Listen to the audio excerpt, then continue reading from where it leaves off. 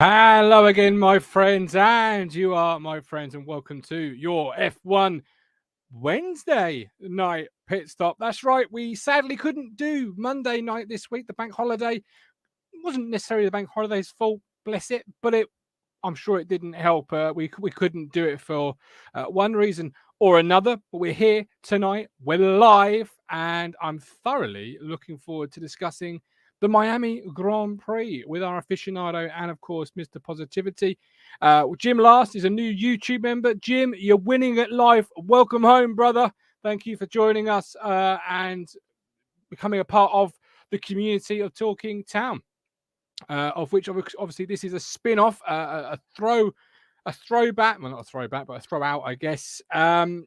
Because, you know, we like to put as much content as we can together for you guys and girls to enjoy. If you're listening on our audio platform, welcome. You are equally as wanted here as our video subscribers. Please do leave that 5-star review. Right, let's go straight into tonight's show. If you're listening on a car stereo, I'm told, if you're listening on any device, just crank that volume up just a little bit, because here it comes.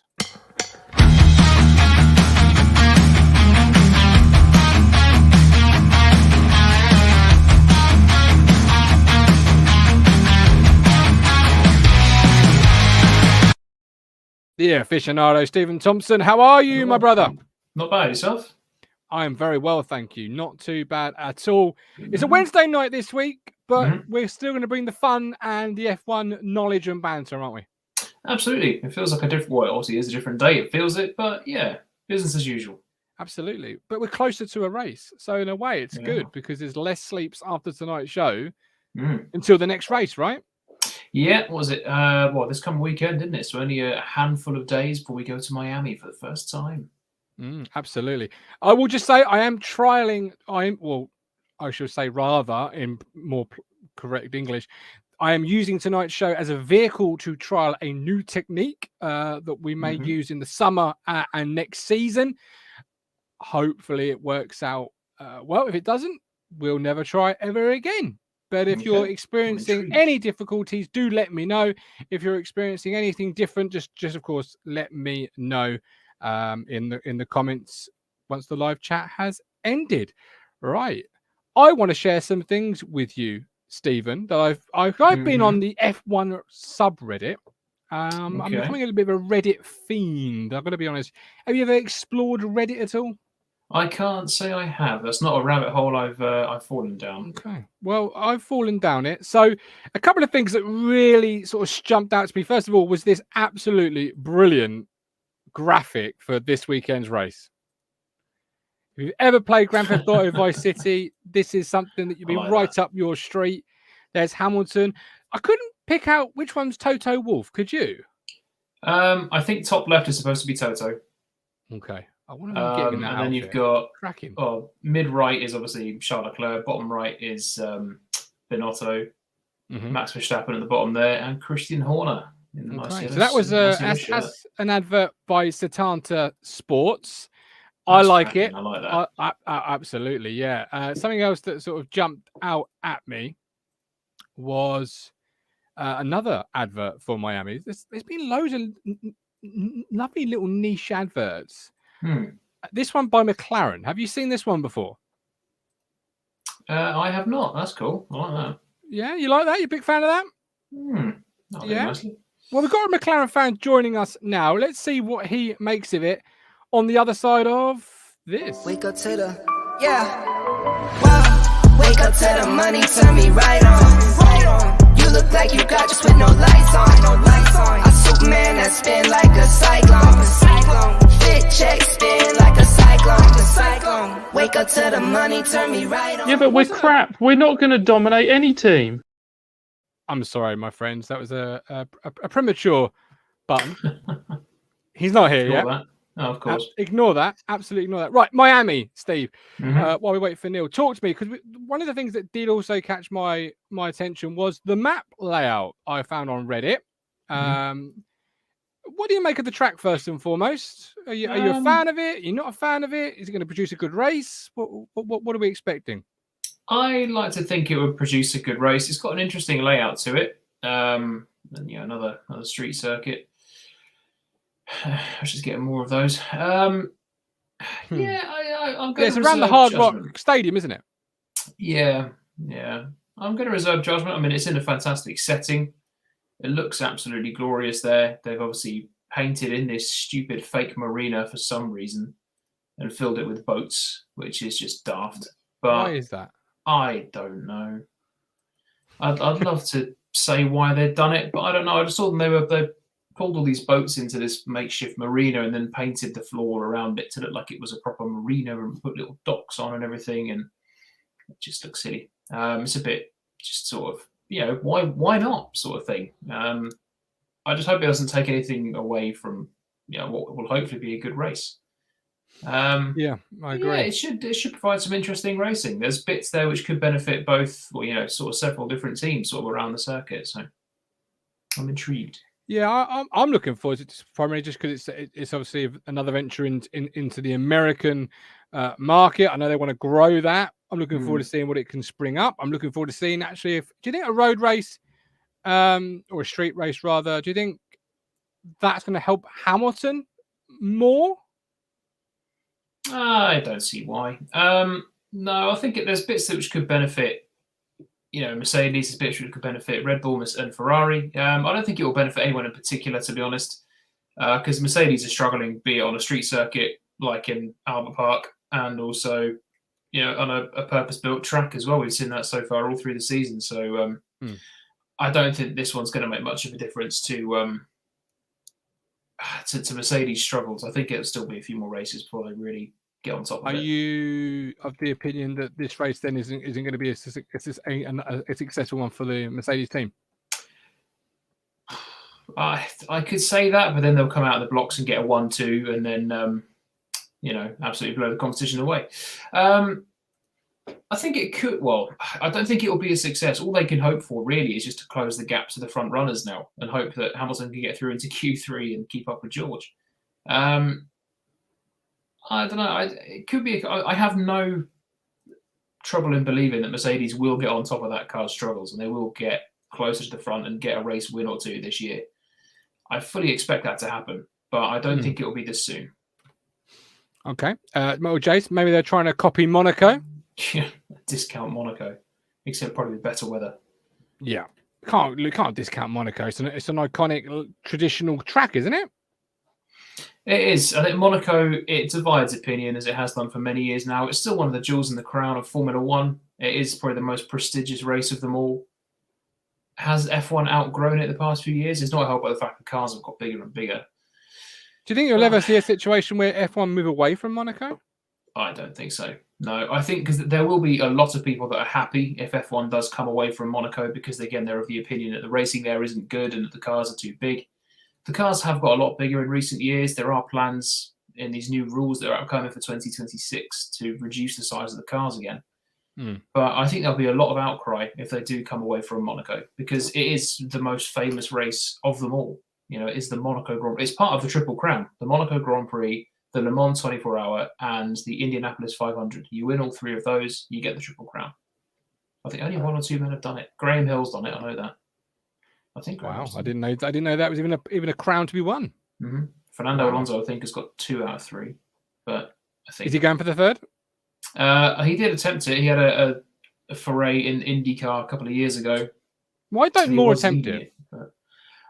It's tricky because with Formula, if you're a current F1 driver, Indy 500 is usually a very similar time to the Monaco Grand Prix. Fernando Alonso had to miss the Monaco Grand Prix to do it.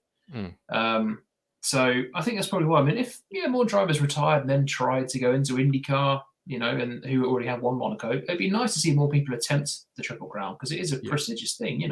I say some great drivers. Absolutely. I didn't even know it was a thing. For those that are watching, you may have seen me celebrate there for a moment. That's because finally I can welcome in him, Mr. Moles. How are you?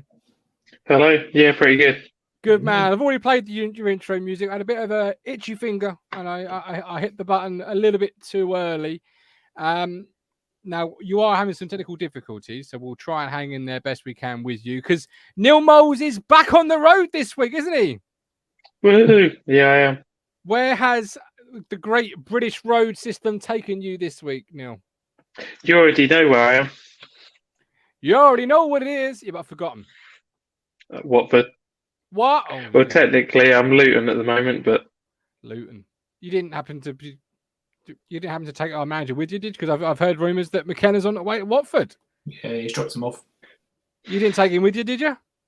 no, yeah, it's just over there. Oh no! Well, driving back to Ipswich, Neil, welcome in. I want to He's a share big with you fan of the something. F1 podcast. He is. I reckon he probably would be. Look, there's a couple of McLaren things I want to share with you as our resident McLaren fan. The first of which is this rather cool video they have produced for Miami, or has been produced using a McLaren car. Have you seen this before? I haven't. What do you Pretty think of sweet. this? It's not bad, is it? It's not too bad. Nice little bit of cartoon, yeah. And the second one is an update because you've had, is it new sponsors they've received? Steve, is it on the wing or the towel? Potentially. Yeah. So where the Hilton is, you've got the OKX. Okay, that's news to me. Do we know what it is? I can try and find out, but before I find out, do you like it? Yeah. It's different. I don't know what it is to dislike it. When you say different, what's just it's like Minecraft did a sponsor. Okay, McLaren's updated a bit livery blocky. to the rear wing with the addition of their latest sponsor OKX. It's quite nice. I like that. It's I notice a lot of cars are getting more and more black on there and trying to run sort of either no paint or more carbon. That does suit quite nice. Yeah, they're struggling with the weight limit. Yeah, Williams are one of the biggest sufferers of that. They had a lot more blue, didn't they? Has signed now they've got a lot more black sponsorship with Malta-based cryptocurrency. So you've just signed a new cryptocurrency exchange with OKX. So that's based in Malta. Yes, that's the updated livery. Yeah, my dad lives in Malta. Jolly good. Could you possibly get any more? I mean, you are somewhat the ultimate sponsor aren't you? Like, we are now. We weren't. If you look back when Alonso and Button were driving and we had Honda, it was basically all grey, wasn't it? Yeah, there was nothing. Well, there was Honda plastered down the side. There was nothing else, was there? I just can't. I mean, literally, it's like someone sits there in an office and goes, "Where's the latest?" Oh, there's a spot there. Let's see if we can get a sponsorship there. Like, there's not. That car has got nothing left to fill. I don't mind plenty of sponsors if they're done in like a nice, tasteful way. I mean, obviously teams are always going to need more sponsors. They've done that quite well. But there are ones in the past that have just looked awful. There's a bit next to the Android look. Yeah, you know where Velo is. If you go beyond the blue and then onto the black at the bottom there. Yeah. One of the old Ferraris used to have sponsors round at the bottom there, so we've still got a bit of space there. We've still got a bit of space there. There we go. There's a fine line, because you can have a car with no sponsors that looks absolutely gorgeous. Thinking about the Brawn from 2009, the start of the season, no sponsors, and it looks incredible. But then you can go the other way. Too many sponsors, just because you get like different color schemes and it clashes. And the only thing I don't really like about the McLaren is the Google Chrome wheel covers. And it looks cheap though, doesn't it? Not the Chrome wheel covers, but if you've got every piece of available space filled with it just looks, in my opinion, it starts to look a bit cheap and a bit tacky and almost a bit PlayStation 2. You end up looking like Chick Hicks from the Cars films. Yeah, he's got loads of little sponsors all over him. Yeah. One of them. So Miami this weekend, Neil. We were talking about the race. What do we expect from it? Could it ever look to replace Monaco? Did you know a ticket to F1's ultra premium Paddock Club hospitality this weekend are going for about £9,000? On the secondary market, the cheapest ticket to the Paddock Club for Sunday only has hovered around $15,000. I'll take two. So it's still available to the working man, but it's a bit pricey, isn't it? That's ridiculous. I guess there's some cheaper seats somewhere. We'll be peeping over the fence somewhere. just not the Paddock Club. But if you are going to get yourself in anywhere and you're going to see a race, what sort of race are you going to see this weekend, do you think? I know some people have written it off, but I think it could be. There's some interesting bits on the track, so it could produce some good racing. Yeah, could it replace Monaco as a street race, do you think? Well, that's one of the problems with it. It's not a straight race, is it? There's possibly 2 sections that are proper roads. The rest is a custom-built racetrack, so you can take the street circuit right away now. Yeah, yeah. And as for replacing Monaco, Monaco is there for, well, you know, the suave sophistication Monaco has, and it's only there purely now for history aspect. It's not there for a cracking race, but nothing in my eyes. Monaco have gone downhill quite a lot because the cars have got so big. I mean, overtaking has always been tricky in Monaco anyway, but more so now. There's also on the straight. The only place you can really have DRS is on the pit straight, but it's not long enough to actually have a proper effect. So overtaking there is tricky. But you can't lose Monaco. It's Monaco.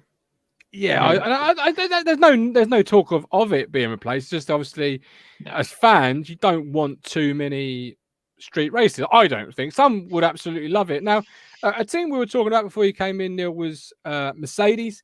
Toto Wolff this week said, since we returned from Italy, we've learned as much from the weekend as we can, and in parallel, our learning has continued in the wind tunnel and simulations.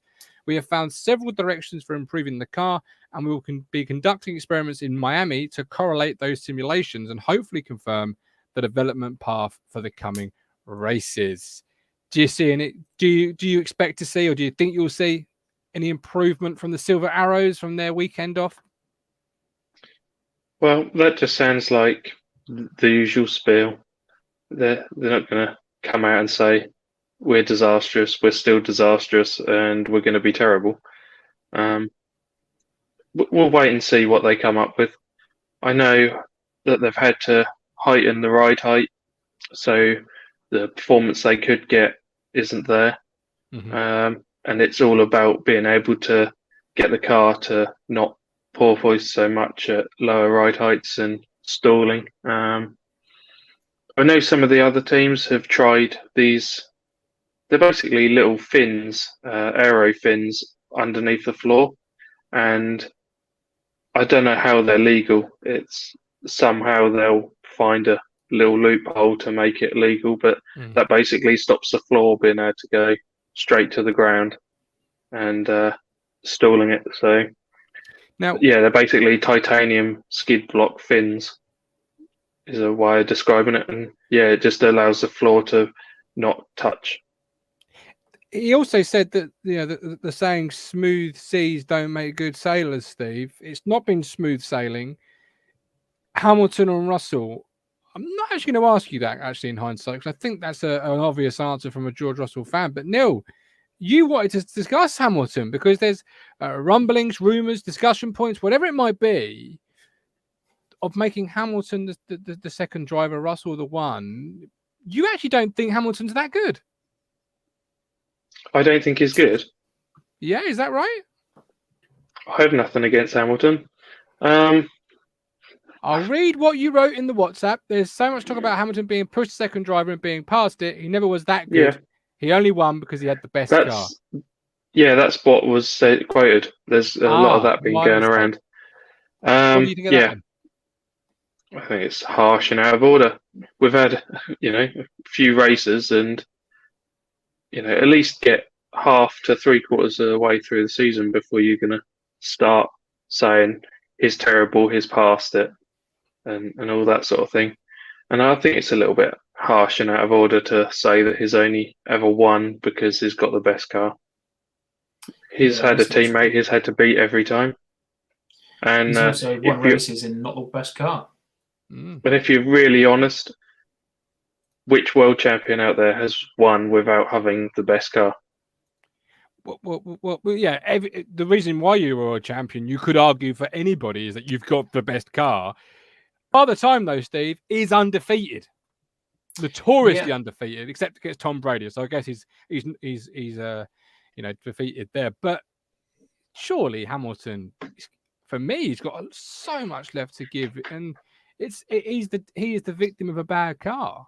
Well, it's whether he feels he can still give it, isn't it? And after the end of the season, if he feels he can continue, if it's going to be another year like this, or if they turn it around and get back into contention. He's 37 years old now. He is a phenomenal driver. He's won races in that 2009 McLaren. That was dreadful.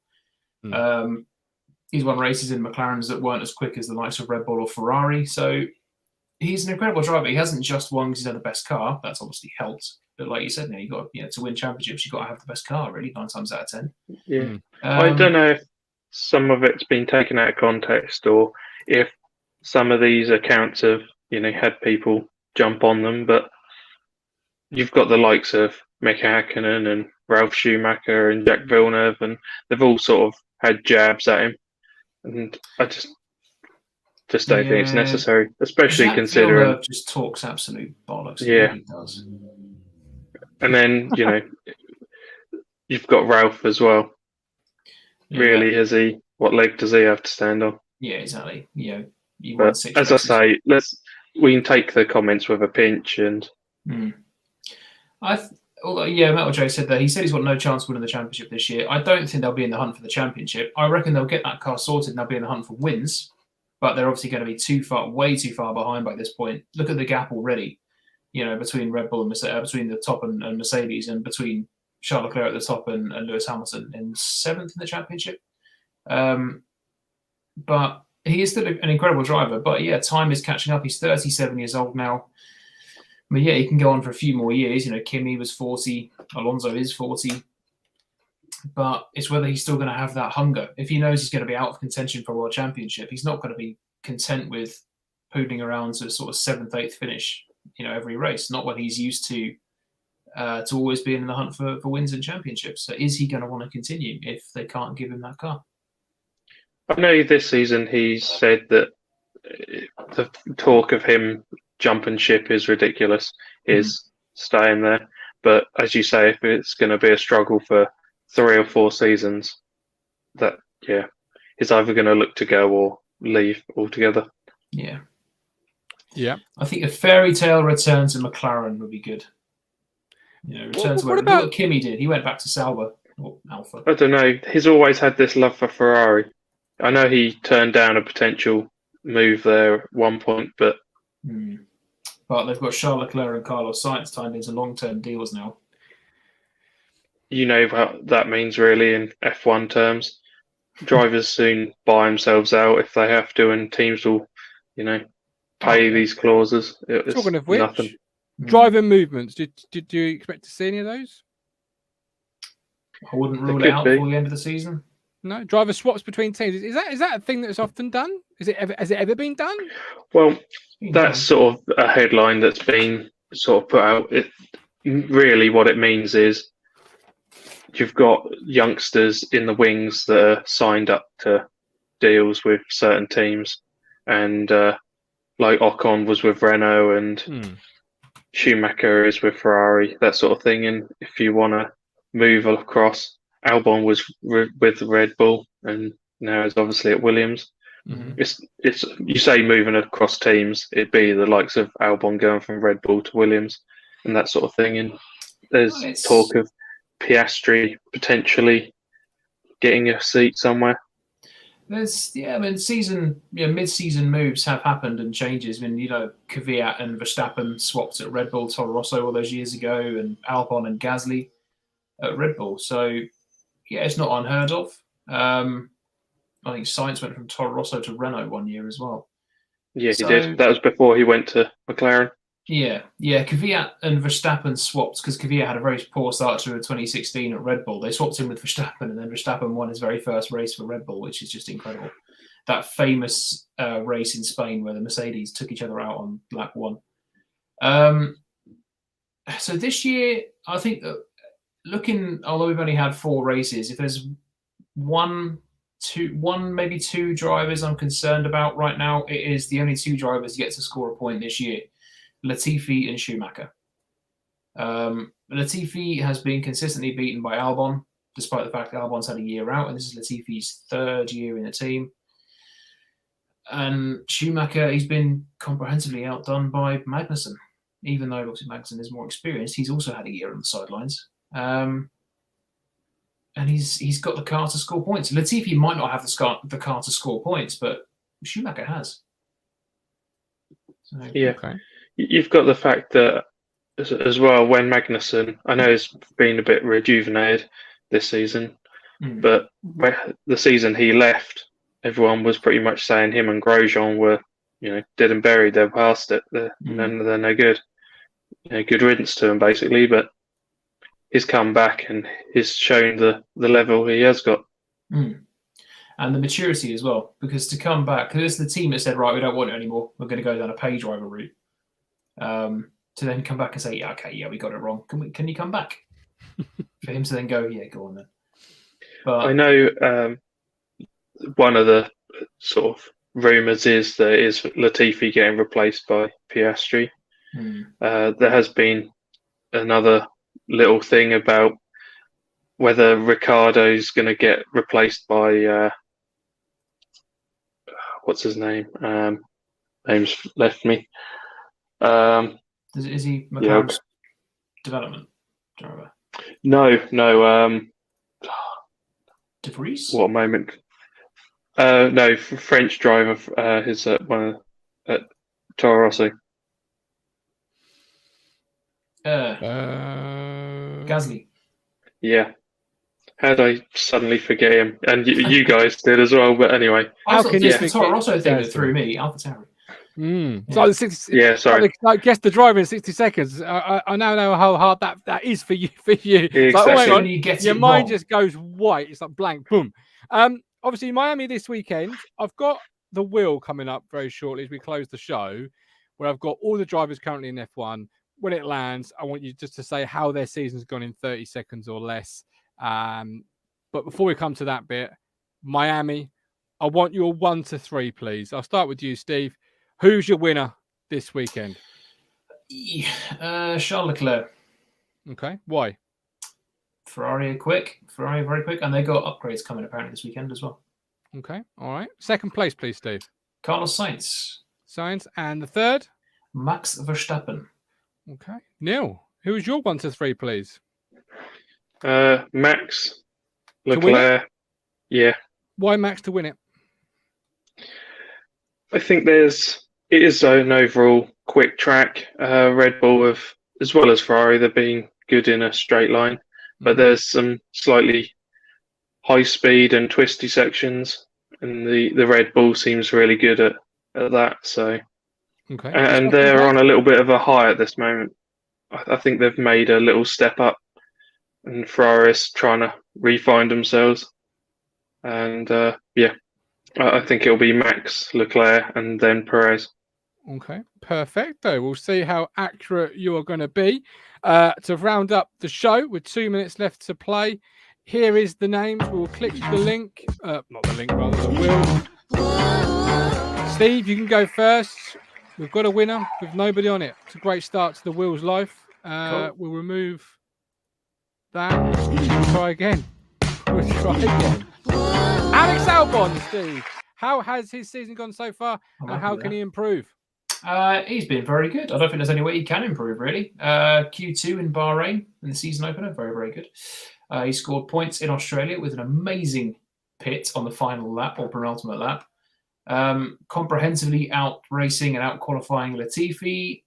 All he can do better, I don't know, really, is just try and continue to get that car into Q2 and fight with the guys around him. But it's great to see him back, and it's great to see a rejuvenated Alex Albon as well. What's his best case scenario for this weekend, Steve?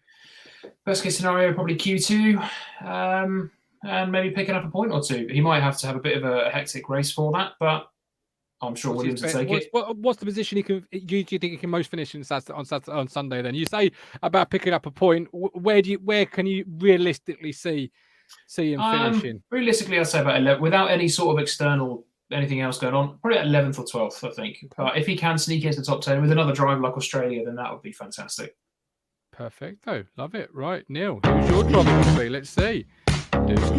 Oh, a man that's been quiet this year. He flew out of the gates last year, but he's been quiet for me this year. That's Yuki Tsunoda. How have you seen his campaign so far? How can he improve? He's been quietly going about his job, hasn't he? Just picking up from last season where he ended a little bit iffy, and there were question marks on whether he should have been, you continue to be there. He even questioned it himself, in which we laughed at. You don't normally get that. And he's just sort of been steady this season. Mm-hmm. How can he improve? Well, Gasly, do to improve? On the whole, Gasly normally outperforms him. So really, it will be getting more out of the car and showing that on a constant, output of being on Gasly's level. Mm-hmm. Okay. And Miami this weekend, Neil? What's the realistic expectation from Tsunoda this weekend? Obviously, Albon from Steve was Q2, best place 11th. How about yourself for Yuki Tsunoda? Well, being the sister Red Bull team and having a good engine in it, they've really got to be fighting for points, and so really, even if you said maybe 9th or 10th, I don't see them having the best car at the moment. But if they're wanting to pick up some points, then 9th or 10th. Not got the best car at the moment, but you certainly see Yuki Tsunoda being able to achieve that, or he should be able to achieve between that 9th and 10th position this weekend. As I say, he's been doing better this season, and if he really wants to push that next step, then he's got to perform, I say, on the same level as Gasly. Doing better, is that a product of the car or the driver improving? I think it's everything coming together. He's got the year experience now. He knows the ropes, and he's been to the tracks. I know this is a new one on the calendar, so it's a bit of a fresh slate, and the drivers that can adapt quickly, that they'll perform better. Okay. But yeah. Perfect. We're done for tonight. We're dusted. Steve, please let the viewing public know how much we love and appreciate. Go on. There was one other thing that came out. I think it was yesterday. Fire away. Porsche and Audi have been said that they're. Yes, that's the one, right? Basically, both of them are supposed to be coming onto the grid next season. 2026. Sorry. Don't change your shop. Don't change your shopping. Change your shop. Sorry. So Porsche and Audi coming onto the grid next year. Not next year. It's in 2026. 2026 for the new rules and regulations. Yeah. Porsche, I think, is looking for joining a separate team, and Audi is. I think they're trying to I think they really want to buy out another team, but they're seeing who they can go in with. I know there's been rumours with McLaren, but I don't think McLaren want to sell. They obviously want to stay their own entity. It could be a similar situation to what we saw with Williams all those years ago with BMW. BMW came in and sort of took a large chunk of Williams, but it was still known as, Williams. It's BMW Williams. It could be Audi, McLaren, or something. Yeah, could be a similar thing. Well, you think a long while ago, Mercedes had a big chunk of McLaren, so yeah, true. Yeah, you never know. It's going to be interesting, isn't it? It is. We'll keep an eye on it. Metal J's Porsche IF1 mock-up livery looks nice. I'll try and fund that for next week. We'll keep an eye on it. Racing colours are gorgeous. They look very nice on an F1 car. Red, white, and black. Yeah, lovely. Beautiful. Right, Steve. Tell the people where they can find us next week and what's going to be on the show next week. Well, it will be the Miami Grand Prix review. Hopefully, it's been a nice, exciting race with a Ferrari winner and some Williams points. It'll be Monday at 7:15. You'll find us. We'll also be live on YouTube. You can then catch us on all the good podcast platforms as well. So we shall see you there at 7:15. And yeah, we appreciate you tuning in and commenting.